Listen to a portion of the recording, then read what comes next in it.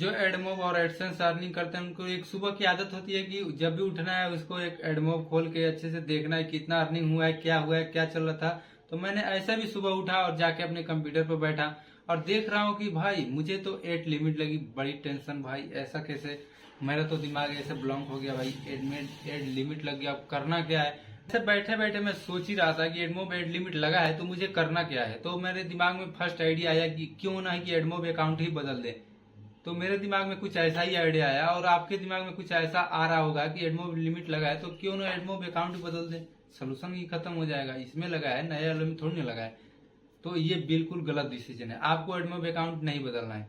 अब इसका सबसे मेजर पॉइंट है, आपको एक और चीज जानना जरूरी है कि एडमोब एड लिमिट लगता क्यों है। इसके बारे में आज हम बात करने वाले हैं कि अगर लगता क्यों है तो इसका सोल्यूशन भी कुछ होना चाहिए ना। क्या है, ऐसे कैसे डेवलपर अर्निंग करेंगे, इतना मेहनत करके एक एप्लीकेशन बनाते हैं, बहुत सारा पैसा सर्वर में भी लगाते हैं, प्रमोशन में भी लगाते हैं, पर अर्निंग करना कहाँ से। इसका सोल्यूशन मैं आज इस वीडियो में कुछ बात करने वाला हूँ कि अगर लगता क्यों है, इसका सोल्यूशन क्या है। तो चलिए वीडियो को शुरू करते हैं।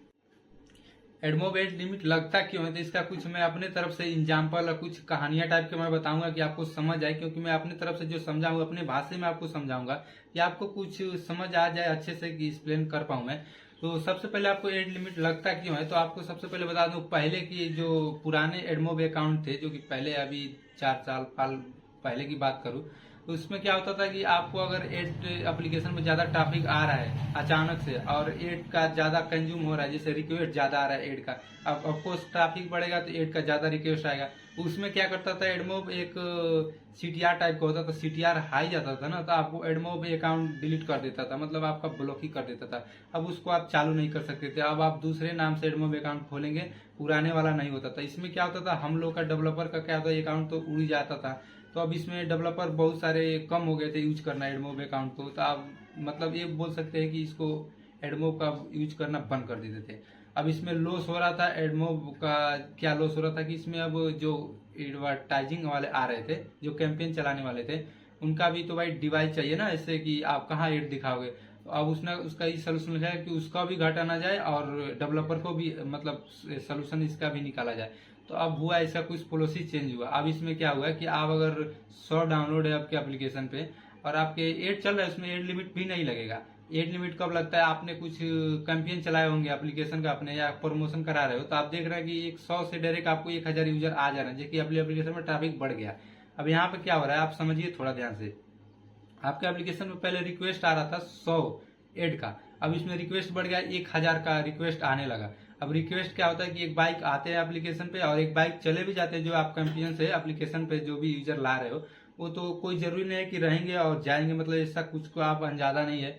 आप इसमें मान के चलो कि आप 1000 यूजर ला रहे हो तो एक बाइक तो आ रहे हैं ना, पर ऐसा थोड़ी ना कोई डेली यूज कर रहे हैं। तो इसमें क्या होता है कि एडवर्टाइजिंग का जो होता था उसमें लॉस जाता था। अब इसने ये रिक्वायर्ड निकाला, मतलब ये पॉलिसी टाइप की बोल सकते हैं या सोल्यूशन बोल सकते हैं, एडवोम ने ये निकाला।